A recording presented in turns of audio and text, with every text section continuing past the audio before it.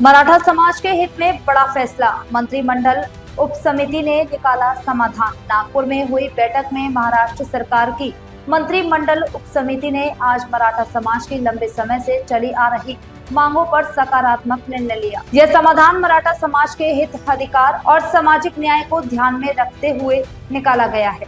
मुख्य बिंदु, मराठा समाज के प्रतिनिधियों से चर्चा कर सर्वसम्मति से समाधान तय किया गया। आरक्षण और सामाजिक आर्थिक विकास से जुड़े मुद्दों पर ठोस कदम उठाए जाएंगे।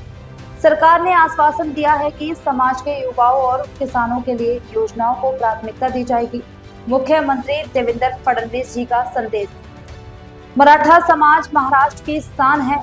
सरकार उनकी हर जायज मांग पर साथ खड़ी है। हमारा उद्देश्य है कि समाज के हर वर्ग को न्याय मिले और राज्य विकास की नई ऊंचाइयों पर पहुंचे। मनोज जरांगे यांनी उपोषण सोडलेलं आहे। सरकारची पहिली प्रतिक्रिया, मला अतिशय आनंद आहे की एक चांगला तोडगा, मराठा समाजाच्या हिताचा तोडगा आज मंत्रिमंडळ उपसमितीने काढला आणि त्यामुळे जे काही उपोषण चालू होतं ते उपोषण आता संपवण्यात आलेलं आहे।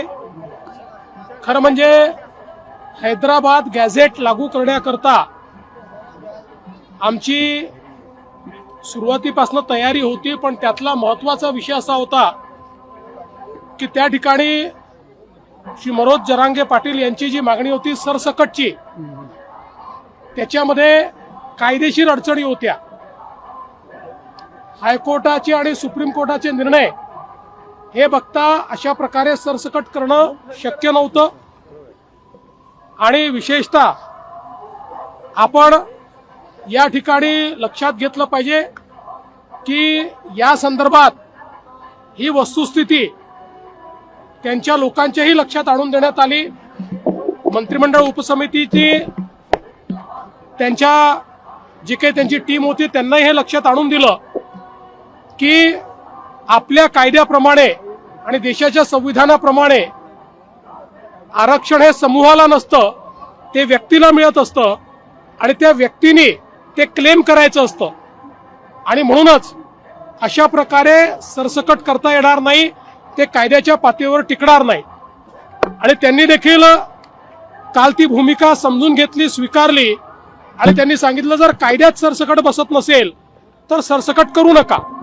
आणि मला असं वाटतं की त्यातनं हा जो काही एक स्टेलमेट होता तो स्टेलमेट मागे झाला आणि पुन्हा त्या संदर्भातल्या चर्चा मंत्रिमंडळ उपसमितीने केल्या, त्याचा GR तयार झाला, त्याच्यात काही बदल होते ते बदल आपण केले आणि तो GR देखील इश्यू झालेला आहे आणि त्यासोबत इतरही काही अनुषंगिक मागण्या होत्या, त्या सगळ्या मागण्या मंत्रिमंडल उपसमितीने त्या ठिकाणी मान्य केले। अगर आपको ये वीडियो पसंद आई हो तो वीडियो को लाइक करें, चैनल को सब्सक्राइब करना ना भूलें और कमेंट में हमें अपनी राय जरूर दें।